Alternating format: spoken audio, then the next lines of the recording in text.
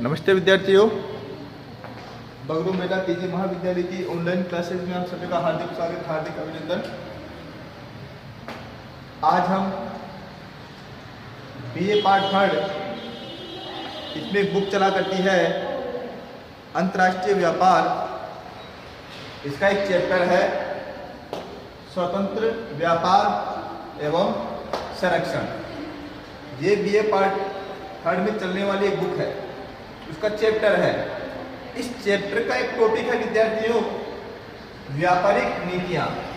तो आज हम व्यापारिक नीतियों के बारे में पढ़ने वाले हैं और इन व्यापारिक नीतियों को हम अंतर्राष्ट्रीय व्यापारिक नीतियां भी कहते हैं। अब ये अंतर्राष्ट्रीय व्यापारिक नीतियां होती क्या है, पहले हम इसको समझ लेते हैं।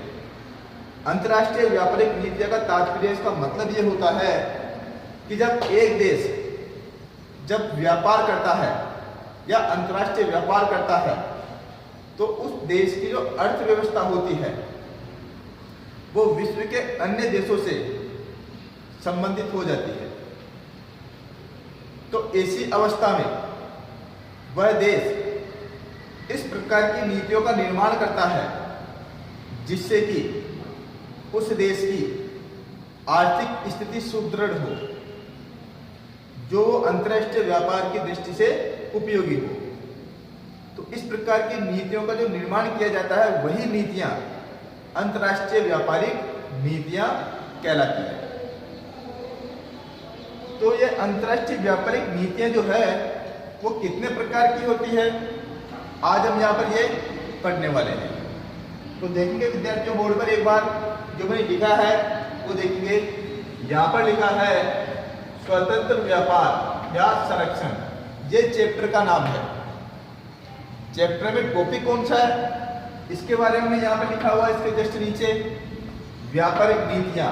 इन्हें हम अंतर्राष्ट्रीय व्यापारिक नीतियां भी कह सकते हैं। तो हमारा टॉपिक जो है वो है अंतर्राष्ट्रीय व्यापारिक नीतियां। तो अंतर्राष्ट्रीय व्यापारिक नीतियों के बारे में बता दिया गया है और यहाँ पर आते हैं प्रकार, अर्थात अंतर्राष्ट्रीय व्यापारिक नीतियों के प्रकार क्या है। और यहाँ पर लिखा है विद्यार्थियों बीए पार्ट थर्ड। अब देखते हैं कि अंतर्राष्ट्रीय व्यापारिक नीतियों की प्रकार की बात करते हैं तो कुल मिला के अंतर्राष्ट्रीय व्यापार की जो नीतियां होती है वो 5 प्रकार की है। आपके बुक में जो नीतियां दे रखी है विद्यार्थियों, वो 5 प्रकार की अंतर्राष्ट्रीय व्यापार की नीतियां दे रखी है, उनकी व्याख्या कर रखी है। आइए एक एक नीति के प्रकार है नीतियों के, वो एक एक पॉइंट को हम पढ़ते हैं। आइए हम पहला पॉइंट पढ़ते हैं।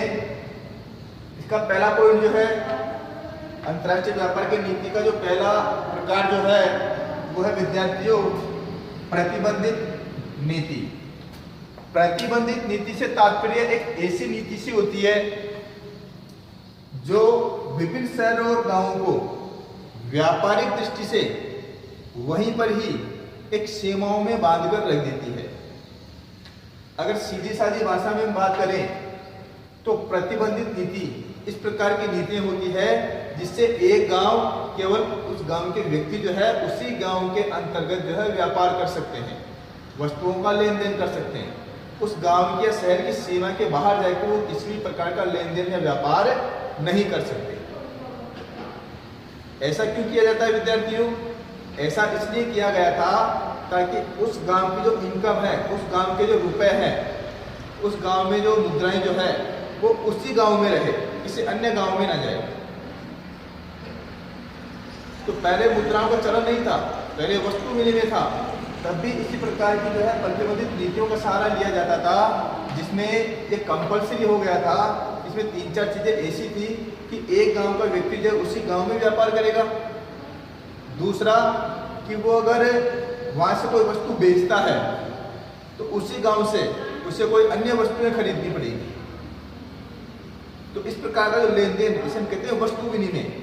तो वस्तु विनिमय का जो लेन देन हो रहा है, जो विनिमय हो रहा है वस्तुओं का, तो इस प्रकार का जो व्यापार था जो किसी व्यक्ति को एक गांव की सीमाओं के अंतर्गत बांधता था, तो वो कहलाता था विद्यार्थियों प्रतिबंधित व्यापारिक नीति।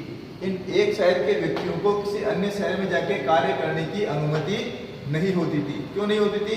क्योंकि वहाँ पर नीतियाँ कुछ ऐसी बनाई जाती थी जिनके एक सामान्य कानून के अंतर्गत उनको बांध दिया जाता था। ठीक है विद्यार्थियों, इसका दूसरा जो पॉइंट आता है विद्यार्थियों, वो आता है वाणिज्यवादी नीतियां। वाणिज्यवादी नीतियों में क्या हुआ विद्यार्थियों, जब प्रतिबंधित नीतियां हमने पढ़ी थी तो उनमें वस्तुओं का विनिमय हो रहा था। जब वस्तुओं का विनिमय हो रहा था तो विभिन्न जो कंट्रोल जो होता है, नियंत्रण जो होता है, वो राजा के हाथ में नहीं होता था, केंद्र के हाथ में नहीं होता था। तो व्यापार को कंट्रोल करने के लिए जो राजा जो थे, विभिन्न प्रकार के जो व्यक्ति थे, उन्होंने क्या किया, उन्होंने अपनी शक्तियों का केंद्रीकरण कर दिया। अब व्यापारिक दृष्टि से शक्ति का केंद्रीकरण कैसे हो सकता था? तो उन्होंने वस्तु विनिमय को छोड़कर मुद्रा विनिमय का सहारा लिया।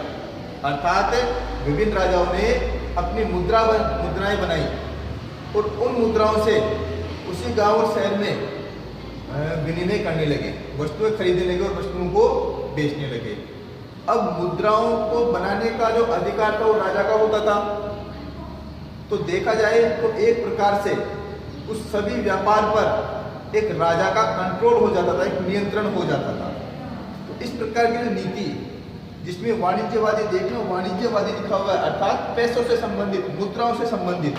तो यहाँ पर जो नीतियाँ बनी फिर जो पैसों से संबंधित थी, जो मुद्रा से संबंधित थी, जिन व्यापार को मुद्रा से कंट्रोल किया गया, तो ऐसी नीतियाँ होगी वो वाणिज्यवादी नीतियाँ कहलाएगी। ठीक है विद्यार्थियों, इसमें मुख्य रूप से हमें एक बात ध्यान रखनी है कि यहाँ पर जो है शक्तियों का केंद्रीकरण होने लगा है। अब शक्ति का केंद्रीकरण कैसे? मुद्रा के रूप में शक्ति का केंद्रीकरण तो व्यापार के लिए हम कर ही रहे हैं। इसके साथ साथ विभिन्न व्यापारियों को, विभिन्न व्यक्तियों को सुरक्षा की दृष्टि से उनको मजबूत करना होता था। तो ये लोग क्या करते थे, वहाँ के राजा अपनी सेनाओं को बढ़ाते थे, सेनाओं पे मुद्राएं खर्च करते थे, उनको सहायता देते थे, उनकी आर्थिक स्थिति सुदृढ़ करते थे, अपनी सेनाओं की संख्या को और ज़्यादा बढ़ाते थे ताकि वहाँ के लोगों की व्यापारिक दृष्टि से और सामान्य दृष्टि से उनकी रक्षा की जा सके। तो इस सारे के साथ जो इस प्रकार की नीतियों का निर्माण किया जाता था जो कि मुद्रा से संबंधित हो, तो ऐसी नीतियाँ वाणिज्यवादी नीतियाँ कहलाती हैं। तीसरा विद्यार्थियों, स्वतंत्र व्यापार नीति।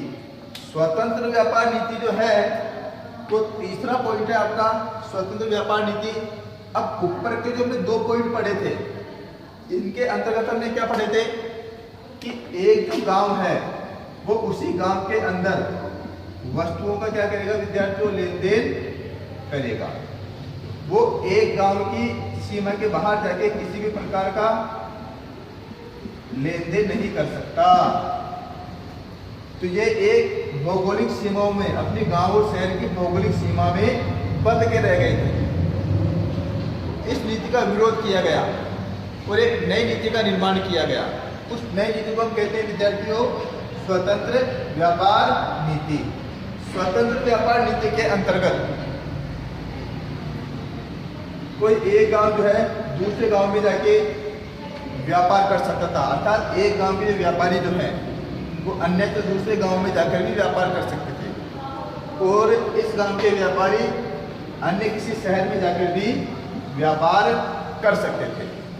और यह गांव और शहरों की बात नहीं, अपितु एक देश किसी अन्य देश से भी व्यापार कर सकता था। अर्थात सीधे साधे शब्दों में हम कहें तो ग्राम और शहर की जो भौगोलिक सीमाओं को तोड़कर और देश की विभिन्न भौगोलिक सीमाओं को तोड़कर वह अंतर्राष्ट्रीय स्तर पर आयात और निर्यात कर सकते थे। अर्थात अंतर्राष्ट्रीय स्तर पर उनको आयात और निर्यात करने की पूर्ण स्वतंत्रता थी। इसीलिए इस स्वतंत्रता को हम स्वतंत्र व्यापारिक नीति कहते हैं। चौथा पॉइंट आता है विद्यार्थियों आपका अधिक स्वतंत्र व्यापारिक नीति। अब यहाँ पे क्या देखने को मिलता है हमें, तीसरे पॉइंट में भी ये देखने को मिला कि हम अंतर्राष्ट्रीय स्तर पर व्यापार तो कर रहे हैं, इसमें किसी प्रकार का कोई शक नहीं है, अंतर्राष्ट्रीय स्तर पर क्या करेंगे विद्यार्थी, व्यापार तो कर लेंगे, कोई दिक्कत नहीं है। परंतु यहाँ पर देखने को हमें क्या मिलता है, यहाँ पर ये देखने को मिलता है जिस देश के पास प्राकृतिक संसाधन जो है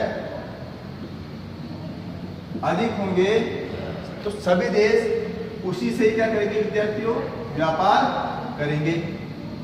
तो इससे क्या होगा, अगर एक ही देश से सभी अगर व्यापार कर बैठे, अगर एक ही देश से सभी प्रकार के देश व्यापार करेंगे तो क्या देखने को मिलेगा कि जिस देश से सभी व्यापार कर रहे हैं वो देश शक्तिशाली राष्ट्र बन जाएगा और पूरे विश्व की अर्थव्यवस्था और व्यापारिक नीतियों को वो अकेला देश ही कंट्रोल करेगा। जैसे कि हमें भारत में भी देखने को मिला है, विभिन्न देशों में देखने को मिला है, या पूरे विश्व की बात करें ऐसा में देखने को मिला है कि सारे के सारे जितने भी देश थे वो अमेरिका जैसे देश से आयात निर्यात करने लगे। जब वो अमेरिका जैसे देश से आयात निर्यात कर रहे हैं तो अमेरिका जो है उसने विश्व के लगभग सभी देशों पर अपना नियंत्रण स्थापित कर लिया, जिससे कि ये देश महाशक्तिशाली देश बन गया। अब यहाँ पर जो छोटे देश थे उन देशों की क्या होने लगी विद्यार्थियों, उपेक्षा होने लगी। अर्थात जो बड़े देश हैं उनका तो विकास होने लगा, वो तो उनकी आर्थिक स्थिति जो है वो सुदृढ़ होने लगी। परंतु जो छोटे तबके के देश हैं जहाँ पर संसाधनों की कमी पाई जा रही है, मशीनों की टेक्नोलॉजी की कमी पाई जा रही है, तो वो देश पिछड़ते गए, उनकी उपेक्षा होने लगी। तो इस प्रकार की चीजों से बचने के लिए एक नई नीति का निर्माण किया गया जो आपकी 5वीं नीति है। 5वीं नीति में क्या है, संरक्षण की नीति। तो संरक्षण की नीति के अनुसार इन्होंने एक ऐसी नीति का निर्माण किया जिसके अंतर्गत इस प्रकार की नीतियां बनाई गई कि पहले हमें अपने देश को सुदृढ़ करना है, अपने देश को मजबूत करना है, उसके बाद में हमें अन्य देशों से किसी प्रकार का व्यापार करना है। और संरक्षित नीति के अनुसार ही विभिन्न व्यापारिक संगठन जो हैं उनका निर्माण हुआ और उन्होंने विभिन्न अंतर्राष्ट्रीय व्यापार की नई नीतियों का निर्धारण किया, जिससे कि सभी देश जो हैं उनका अंतर्राष्ट्रीय व्यापार की दृष्टि से एक समान हिस्सा हो, उन सभी का प्रतिनिधित्व हो, उन सभी देशों का विकास हो सके। इस प्रकार की व्यापारिक नीतियों का निर्माण किया गया है। तो इस प्रकार की व्यापारिक नीतियों का निर्माण किया गया है। इन नीतियों में हमें एक बात देखने को मिलती है कि सभी देशों का संरक्षण प्राप्त हो गया, जितने भी देश थे उनको क्या प्राप्त हो गया है, संरक्षण प्राप्त हो गया है, वो एक सुरक्षित हो गए हैं। अब किसी एक ही देश के हाथों में सभी देशों की बागडोर या नियंत्रण नहीं रहा।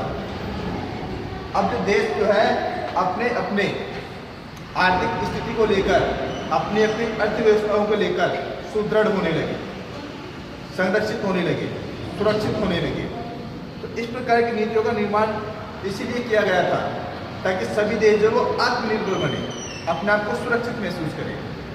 तो इस प्रकार की नीतियों का निर्माण को क्या कहेंगे, संरक्षण व्यापारिक नीति कहेंगे।